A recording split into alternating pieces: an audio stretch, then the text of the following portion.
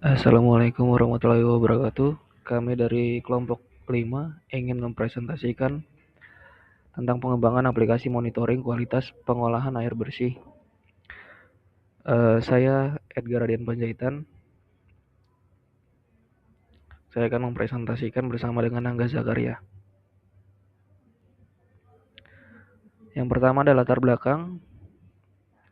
Air bersih merupakan kebutuhan dasar masyarakat, namun proses pengolahannya di banyak instansi seperti PDAM pengelola air desa masih dipantau secara manual dan berkala oleh petugas. Pemantauan manual berisiko terlambat mendeteksi penurunan kualitas air seperti pH, kekeruhan, suhu, TDS, sehingga dibutuhkan sistem monitoring real-time berbasis sensor dan aplikasi. Kenapa sih perlu sistem ini? Yang pertama itu ada pemantauan berjalan otomatis 24 jam melalui sensor, notifikasi dini saat parameter melewati ambang batas, data historis tersimpan untuk analisis dan pelaporan, mendukung pengambilan keputusan lebih cepat. Deteksi terlambat, pengecekan manual bersifat periodik bukan real time. Risiko kesehatan, kualitas air yang menurun tidak segera diketahui. Lalu terdapat data tidak terpusat, riwayat pengukuran sulit dipantau dan dianalisis. Adapun rumusan masalah dan tujuannya, rumusan masalahnya bagaimana merancang sistem yang dapat memantau kualitas air secara real time. Yang kedua, bagaimana menyusun kebutuhan SRS yang jelas dan terukur. Yang ketiga, bagaimana merancang alur interaksi pengguna dan proses sistem, use case, activity, sequence. Yang keempat, bagaimana memodelkan struktur data dan objek sistem dalam diagram UML. Adapun tujuan pengembangannya, yang pertama, merancang sistem monitoring kualitas air berbasis sensor dan aplikasi real time, menghasilkan dokumen SRS sebagai acuan kebutuhan sistem, membuat desain use case, activity, dan sequence diagram sebagai model interaksi, membuat pemodelan UML class diagram untuk struktur data sistem. Pemantauan kualitas air masih belum optimal, kita menggunakan fishbone. Ada manusia, petugas terbatas, human error, respon lambat, metode monitoring masih manual, pengecekan berkala, tidak ada monitoring 24 jam, belum ada notifikasi otomatis, machine, belum menggunakan IoT, sensor terbatas, gangguan koneksi, material atau data, riwayat pengukuran sulit dicari, laporan dibuat manual, data tidak terpusat, measurement, pengukuran tidak real time, sulit mengetahui tren, ambang batas dicek manual, manajemen, SOP monitoring belum optimal, pengambilan keputusan lambat, tidak ada dashboard monitoring. Tahap pertama ada rancangan arsitektur sistem, alur data dari sensor kualitas air hingga tampil sebagai informasi bagi pengguna aplikasi. Yang pertama ada sensor kualitas air, itu terdapat pH, kekeruhan, suhu, TDS. Yang kedua, microcontroller, akuisisi dan kirim data bersifat IoT. Lalu ada server atau cloud, pemrosesan dan penyimpanan data. Lalu ada aplikasi monitoring, berisi dashboard, web, dan mobile. Lalu ada notifikasi, mengirimkan peringatan bila ambang terlampaui.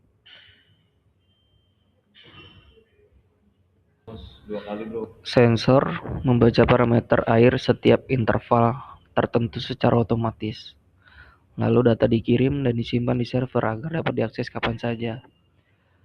Pengguna memantau kondisi air dan menerima peringatan dini via aplikasi. Tahap kedua ada analisa kebutuhan fungsional. Itu ada manajemen pengguna, berisi login, registrasi, dan pengaturan hak akses, admin, dan petugas lapangan. Lalu ada monitoring real time, berisi menampilkan data pH, kekeruhan, suhu, dan TDS secara langsung. Lalu ada penyimpanan data historis untuk merekam seluruh hasil pengukuran untuk keperluan analisis dan audit. Lalu ada kebutuhan notifikasi peringatan, mengirim peringatan otomatis saat parameter melewati ambang batas. Lalu ada pelaporan, menghasilkan laporan kualitas air harian, mingguan, dan bulanan. Lalu yang terakhir ada kalibrasi dan pengaturan sensor untuk mengatur ambang batas dan melakukan kalibrasi sensor dari aplikasi. Lalu ada analisa kebutuhan non-fungsional, ada keamanan, data pengguna dan hasil pengukuran dilindungi melalui autentikasi dan enkripsi. Lalu ada kinerja, performance, yaitu data sensor tampil di dashboard maksimal dalam 3 detik sejak pengiriman. Lalu ada kendala, reliability, sistem tetap mencatat data meski koneksi sempat terputus, offline buffering. Lalu kemudahan penggunaan, antarmuka sederhana agar mudah digunakan petugas non-teknis. Lalu ada skalabilitas, sistem dapat menambah titik sensor baru tanpa mengubah arsitektur inti. Yang ketiga tahap dokumentasi SRS atau Software Requirement Specification. Kebutuhan fungsional dan non-fungsional dituangkan ke dalam dokumen SRS sebagai acuan resmi pengembangan sistem.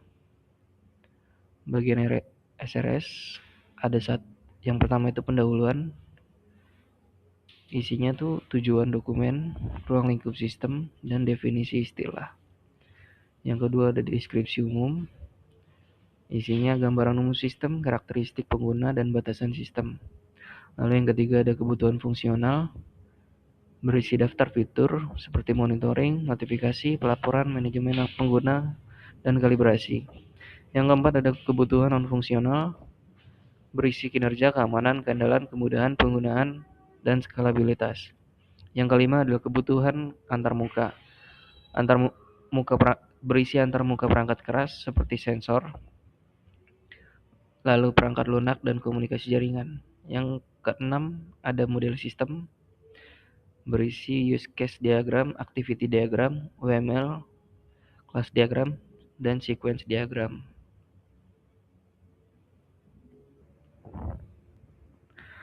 Nah, seperti yang kita lihat, yang tahap keempat itu perancangan. Ini ada gambar use case diagram. Seperti yang dilihat ini gambaran dari sistem monitoring kualitas air. Aktornya itu ada petugas lapangan. Itu dia melakukan login, menerima notifikasi, kalibrasi sensor, dan melihat data real time. Adapun admin berfungsi untuk login, menerima notifikasi, melihat data real time, kelola data pengguna, membuat laporan, dan kalibrasi sensor. Yang ketiga aktor ada sistem sensor atau IoT. Dia berfungsi untuk kalibrasi sensor maupun mengirim data sensor. Nah, ini adalah ringkasan hak akses dari aktor dari gambar use case sebelumnya. Admin itu ada aktornya itu ada admin untuk login, melihat data real time, menerima notifikasi, membuat laporan, kelola data pengguna, dan kalibrasi sensor. Lalu ada aktor petugas lapangan, dia melakukan login, melihat data real time, menerima notifikasi, kalibrasi sensor. Dan yang terakhir ada aktor sistem sensor atau IoT, berfungsi sebagai mengirim data sensor dan kalibrasi sensor. Nah, tahap keempat perancangan, deskripsi use case utama. Use case-nya itu ada monitoring real time, menerima notifikasi, membuat laporan, kalibrasi sensor, mengirim data sensor. Aktornya itu ada petugas lapangan, admin, dan sistem sensor atau IoT. Untuk use case monitoring real time itu untuk menampilkan nilai pH, kekeruhan, suhu, dan TDS terkini dari sensor. Untuk use case menerima notifikasi itu untuk sistem mengirim peringatan otomatis saat nilai melebihi ambang batas. Lalu ada membuat laporan, itu untuk merekap data historis kualitas air menjadi laporan periodik. Lalu ada use case kalibrasi sensor, itu untuk menyesuaikan parameter atau ambang batas pembacaan sensor. Lalu ada use case kirim data sensor untuk mengirim data pengukuran secara berkala ke server. Nah, ini adalah activity diagram proses monitoring. Pertama start, lalu login ke aplikasi.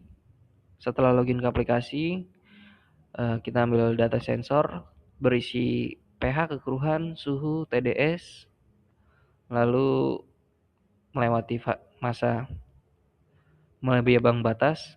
Kalau jika melebihi ambang batas, dia akan mengirim notifikasi peringatan. Jika tidak, dia akan menyimpan dan menampilkan data. Lalu ending. Nah, ini ada activity diagram login. Ada pertama dari admin atau petugas itu membuka aplikasi, memasukkan username dan password. Lalu aplikasi mengirim data login, masuk ke server, validasi username dan password, data valid, error atau buat session. Jika buat session, dia akan kembali ke aplikasi, menampilkan dashboard, menampilkan pesan, lalu ke admin atau petugas, dashboard atau login ulang.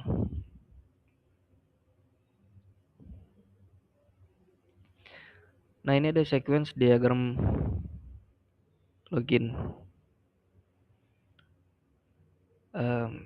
Dari admin petugas itu login, lalu input username password, ke aplikasinya, baru server membaca validasi login, dicek akun dari ke sensor IoT, dari sensor IoT balik lagi ke server untuk status login. Lalu yang keenam, menampilkan dashboard atau error. Nah, yang kedua ada activity diagram, melihat data real time. Admin atau petugas itu memilih monitoring. Dia mau monitoring apa? Lalu aplikasi merequest data, server meminta data sensor IoT membaca sensor pH, suhu, TDS, kekeruhan. Lalu dia menyimpan data monitoring. Habis itu dia menampilkan dashboard. Baru petugas lihat data dengan mengklik refresh. Begitu seterusnya request ulang sampai selesai. Lalu ada sequence diagram melihat data real time. Admin atau petugas pilih monitoring, lalu request data sensor, ambil data sensor, dari IoT mengirim data sensor, dari server mengirim ke aplikasi data monitoring, dari aplikasi mengirim ke admin atau petugas untuk menampilkan dashboard. Lalu ada activity diagram menerima notifikasi. Start dari sensor IoT, monitoring untuk mengirim data sensor. Dia mengirim ke server untuk mengecek ambang batas, apakah sensor-sensor tersebut melebihi ambang batas atau tidak. Lalu dia mengirim pesan ke aplikasi untuk menampilkan pop-up. Dari aplikasi dia ke admin atau petugas untuk terima notifikasi untuk membuka detail konfirmasi. Setelah itu update status, selesai. Lalu yang ketiga ada sequence diagram menerima notifikasi dari sensor IoT, mengirim data, cek ambang batas, trigger notifikasi, tampilkan notifikasi, lalu mengkonfirmasi. Assalamualaikum warahmatullahi wabarakatuh. Perkenalkan, nama saya Angga Zakaria dari kelompok 5. Menyambung teman saya Edgar Panjaitan. Selanjutnya use case yang keempat, activity diagram membuat laporan. Dimulai dari admin, pilih menu laporan, lalu request generate. Ambil data history, terus menjadi PDF atau Excel, kirim ke preview download cetak. Selesainya di situ. Lalu sequence diagram membuat laporannya. Dimulai dari admin, pilih menu laporan, request generate laporan ke tampilan preview, lalu download ekspor PDF. Yang kelima, activity diagram kelola data pengguna. Di start dari admin petugas, tambah atau edit atau hapus, kirim data untuk validasi, iya atau tidak, lalu simpan, lihat hasil. Sequence diagram kelola data pengguna. Admin, pilih menu pengguna, ke aplikasi UI, tambah edit atau hapus user, ke aplikasi, lalu proses data pengguna ke server backend. Server backend kembali ke aplikasi, status proses, lalu ke admin tampilkan hasilnya. Activity diagram kalibrasi sensor. Start, pilih sensor, dimulai dari admin, klik kalibrasi, kirim request ke aplikasi UI, server backend untuk validasi, kalibrasi sensor update, parameter status berhasil ke sensor IoT, simpan parameter ke backend, tampilkan berhasil ke aplikasi, lalu lihat hasil di admin atau petugas. Sequence diagram kalibrasi sensor. Sequence-nya admin, pilih kalibrasi ke aplikasi UI, request kalibrasi ke server backend, kalibrasi sensor ke IoT, status kalibrasi kembali ke server backend, hasil kalibrasi ke aplikasi, lalu tampilkan status di admin. Sequence diagram kirim data sensor. Sensor IoT, dimulai dari sensor IoT, baca sensor, yaitu pH, suhu, TDS kekeruhan, lalu ke server backend untuk validasi data. Ya, simpan, cek ambang batas. Kalau tidak, dia akan ditolak. Jika melebihi, kirim notifikasi. Dari hasil itu nanti langsung ke aplikasi UI, tampilkan data, lihat dashboard, yaitu aktornya admin atau petugas. Sequence diagram kirim data sensor.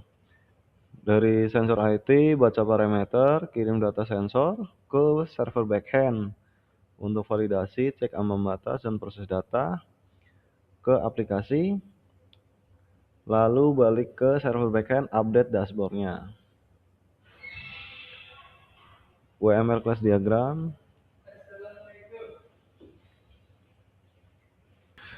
Oke, maaf terjeda tadi saya batuk. Dilanjutkan dulu. UML class diagram, ada pengguna, sensor, notifikasi, data monitoring, dan laporan. Lebih baik ke sini aja yang lengkap. UML class diagram, di sini ada pengguna dengan string, nama string, role string, login boolean, dan logout void. Data monitoring, primary key-nya dengan ID data, harusnya ini ID pengguna juga primary key, tapi saya lupa menulis PK-nya. Primary key-nya ID data di data monitoring, PH value float karena dia ada pecahan, kekeruhan, float juga, waktu, date time, TDS float, suhu float, FK-nya ID pengguna, dan FK ID sensor di data monitoring, simpan, dan cek ambang batas.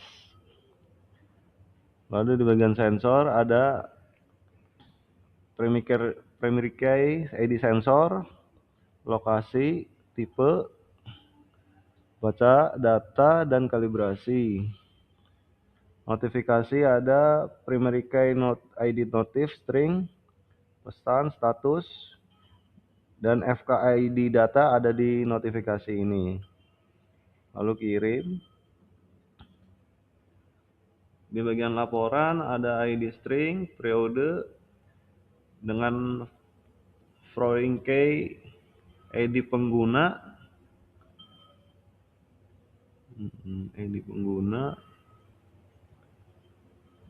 dia benar, generate, terus ekspor. Kita lanjut lagi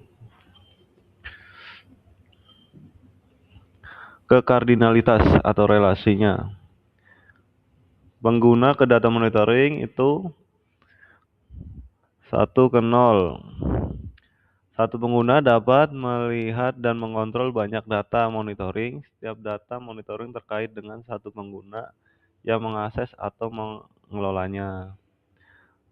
Sensor ke data monitoring, kardinalitasnya 1, 0. Satu sensor dapat menghasilkan banyak data monitoring. Setiap data monitoring berasal dari satu sensor.